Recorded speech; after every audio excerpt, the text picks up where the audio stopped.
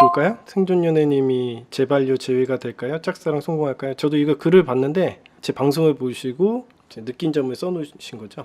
제가 한번 보도록 하겠습니다. 재반려 제외가 될까요? 짝사랑이 성공할까요? 이렇게 얘기하시네요.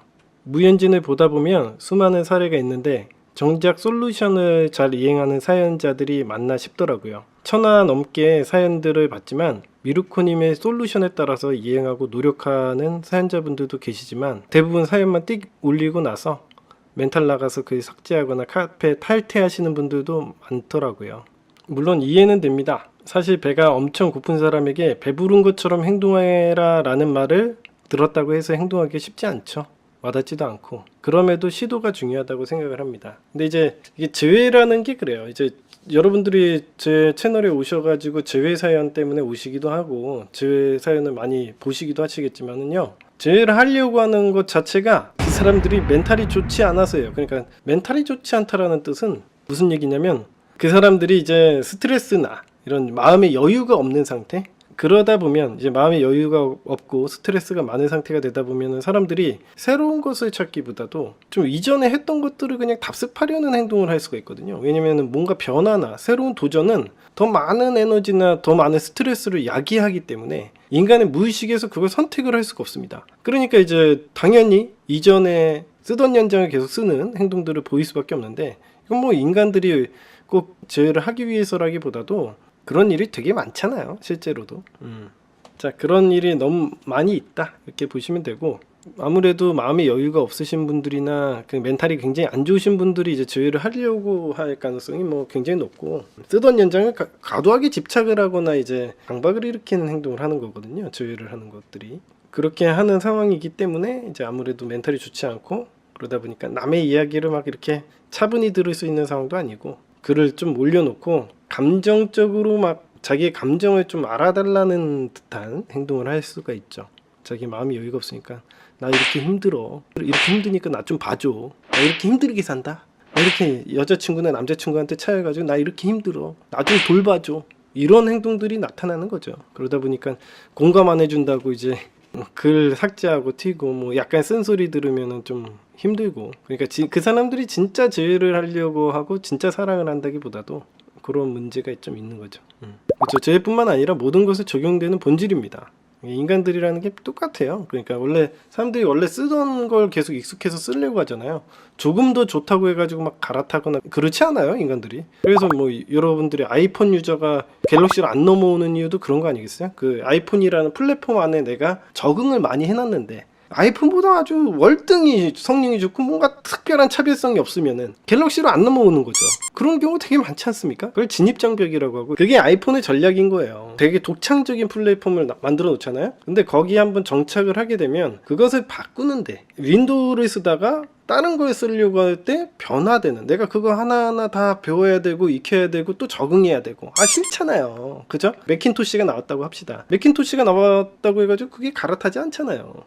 리눅스가 나왔다고 해서 갈아타지 않잖아요. 사용감이 좀 더 편한지, 좀 더 월등한 성능감을 가지고 있는지. 보통 그래서 시장에서도 마찬가지의 일들이 일어나요. 그래서 1위 점유자가 먼저 선점하는 그 기업이 대부분 자기의 플랫폼을 공고히 하기 때문에 사람들이 막 좀 더 좋고 그러면은 막 그거 쓸 것 같아도 그 사용감 때문에 그 플랫폼에 익숙해지면 잘 변화하기가 힘들다, 그렇게 보시면 되겠습니다. 그래서 선점하려고 하죠. 먼저 어떤 시장이 빨리 생기면 시장을 빨리 선점하는 사람들이 계속 그 파일을 오랫동안 유지할 수 있고, 새로운 경쟁자가 들어와가지고 그 선점했던 챔피언을 갖다 무너뜨리려면은 더 많은 에너지와 더 많은 리소스를 투자해야 되는데 그러기가 보통 쉽지 않기 때문에 시장을 선점하려고 대기업들이 노력하는 거다, 이렇게 보시면 됩니다. 근데 남녀 관계도 똑같아요. 이거랑 똑같은 원리예요. 먼저 이제 자기가 쓰던 연장이 익숙하기 때문에 어떤 남자와 만나거나 어떤 여자와 만나서 친해지고 익숙해졌어. 그런 사람 그 익숙함을 갖다가 바꾸려고 하냐 이거야.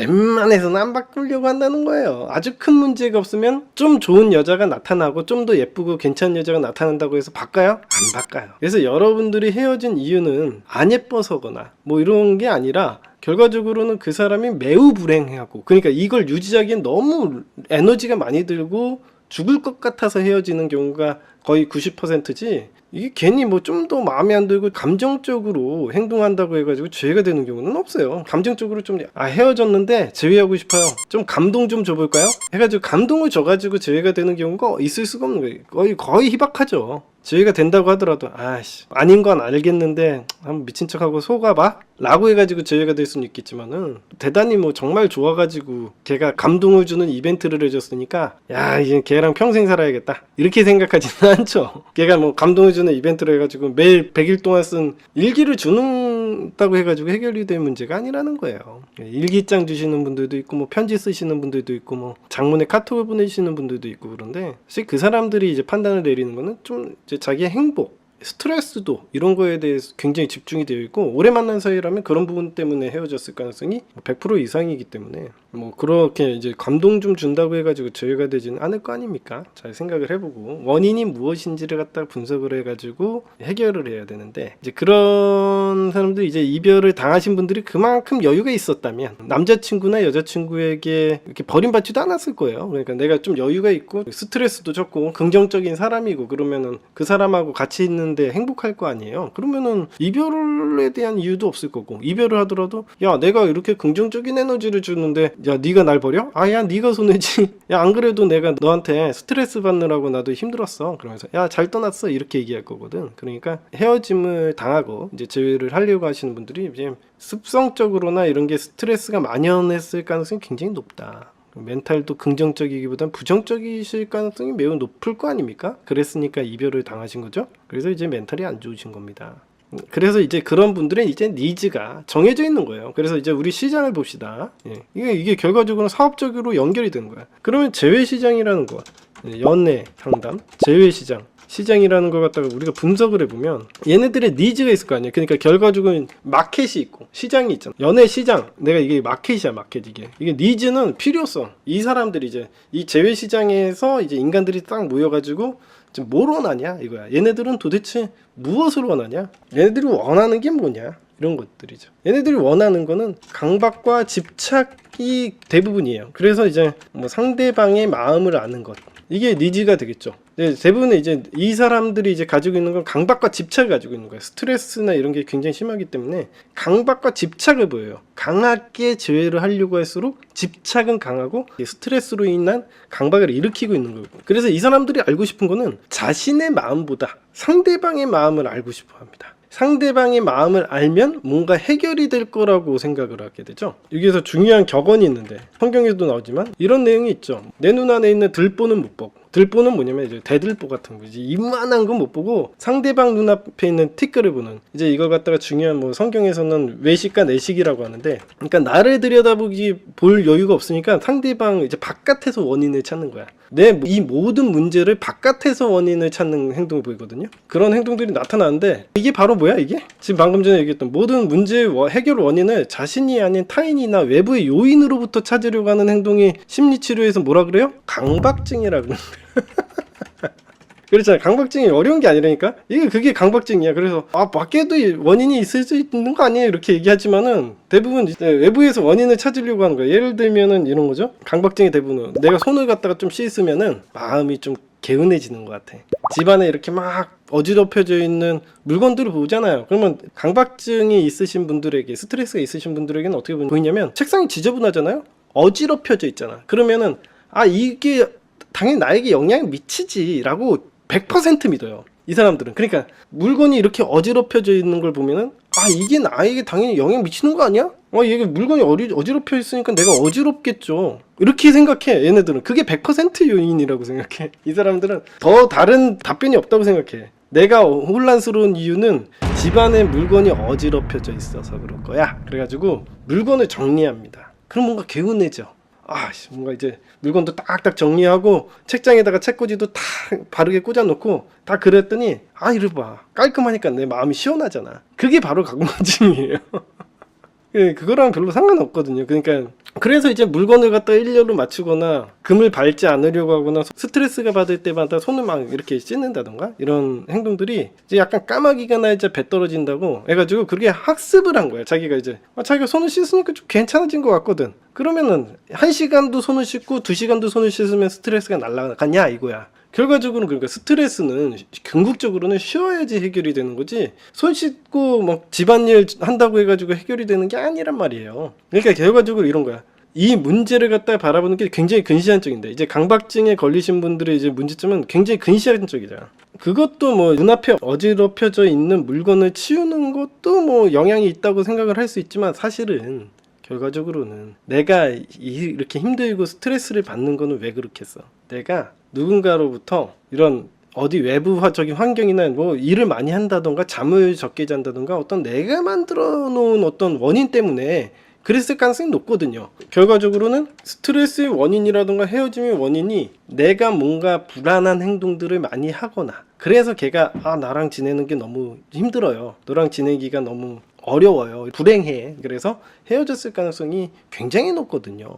그게 헤어짐의 원인일 텐데 그거는 냅두고 물건을 청소하거나 상대방의 마음을 하는 것과는 별로 관계가 없잖아요. 그죠? 그러니까 이 문제의 핵심 원인은 이 물건들을 치우거나 상대방의 마음을 갖다가 파악한다고 해가지고 해결이 될 문제가 아니었다는 거예요. 그렇지만은 그 사람들은 내 말을 듣습니까? 안 듣죠. 상대방 마음 아는 거 의미 없습니다 얘기해도 걔네들은 그게 강박과 집착으로 둘러싸여 있는 니즈를 갖고 있기 때문에 그 사람들은 그걸 알고 싶을 거예요. 그럼 어떻게 돼? 이제 그래서 그런 업체들이 있습니다 실제로. 뭐 아무튼 옛날부터 그런 업체들이 좀 오랫동안 업체들이 있거든. 뭐 배우를 풀어가지고 상대방의 마음을 알게끔 뭐 이제 접근을 해가지고 꼬셔가지고 상대방한테 뭐 이야기를 들어가지고 전달해 준다거나 뭐 이런 엉뚱한 그런 작전 같은 것도 수백만 원 수천만 원 쓰면서 하는 거예요. 어이가 없죠. 이런 거에 돈을 갖다가 엄청 태웁니다. 그러고선 이제 뭐 상대방의 마음을 알고 싶고 그리고 상대방한테 찾아가서 물어보고 싶고 뭐 이런 것들이 일어나는 거죠. 그게 집착이고 뭐 상대방만 있으면은 왠지 이 모든 게 문제가 해결될 것 같고 이렇게 생각을 하는데 사실 그거랑은 별로 상관없잖아요. 그 사람 없어도 내가 늘상 얘기했지만은 어떤 사람이 이제 재회를 하기 위해서 찾아온 그 내담자가 헤어진 남자 혹은 여자가 있는데 그 사람하고 뭐 일주일 만나고도 재회하고 싶다고 하고 뭐 한 달 만나고도 재회하고 싶다고 하는데 그 사람 만나기 전에는 어떻게 혼자 살았냐는 거예요. 그러니까 그 사람 만나기 전에도 혼자도 잘 살아왔었잖아요. 어떻게 혼자 살았어요? 그런 거야. 그죠? 그래서 아무튼 그런 문제들을 해결을 해야 되는데 그러지 못하니까 이런 시장이 있어. 그래서 옛날에 뭐 골든타임이라던가 이런 업체들이 그런 식으로 돈을 벌고 있었던 거예요. 제가 이걸 몰라서 안 하는 게 아닙니다. 여러분들이 저랑 대화해 보시면 아시겠지만 제가 경영학도 배웠고요. 바보가 아닙니다. 제가 저라고 해서 뭐 특별할 거는 없긴 한데 다른 사람이라고 하더라도 충분히 이 업계에서 좀 일하다 보면은 그런 니즈를 가지고 있는 상대를 상대하는 그런 방법들을 다 알 수 있었을 거라고 봐요. 이게 사람들이 이런 니즈를 가지고 있네. 이런 것들을 갖다가 이용해 가지고 어떻게 하면 돈을 벌 수 있겠네. 이런 것들은 아주 쉽게 할 수 있을 거라고 생각이 듭니다. 특별한 능력이 없어도 이 정도의 파악은 됐을 거라고 봐요. 누구나. 이게 궁극적으로는 근데 해결책은 아니죠. 결과적으로는 스트레스로 인한 강박을 갖다가 처리한다고 해서 그 사람들이 원하는 재회가 되는 것도 아니고 그리고 이 사람들이 재회를 한다는 것도 뭐 이게 강박의 일환이니까 자기 인생을 행복하게 만드는 것과도 별로 관계도 없거든요. 꼭 그 사람만이 자신의 인생의 행복을 만들어주는 건 또 아니거든. 그래서 굳이 그렇게까지 집착을 보이거나 몰아붙일 거는 또 없겠다 이런 생각도 들고 그렇습니다. 그래서 뭐 기회가 되면 또 그 사람하고 만날 수도 있긴 하지만은 그렇게 어느 정도 제정신을 차리고 만나야 되는 거지 상대방도 인간이다 보니까 알아볼 거 아니에요. 이 사람이 이제 미친 사람인지 아닌지. 자, 아무튼 이 재회에 대해서 이야기를 해드렸습니다. 예.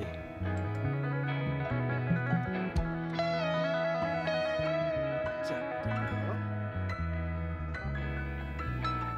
이거 얘기하기 전에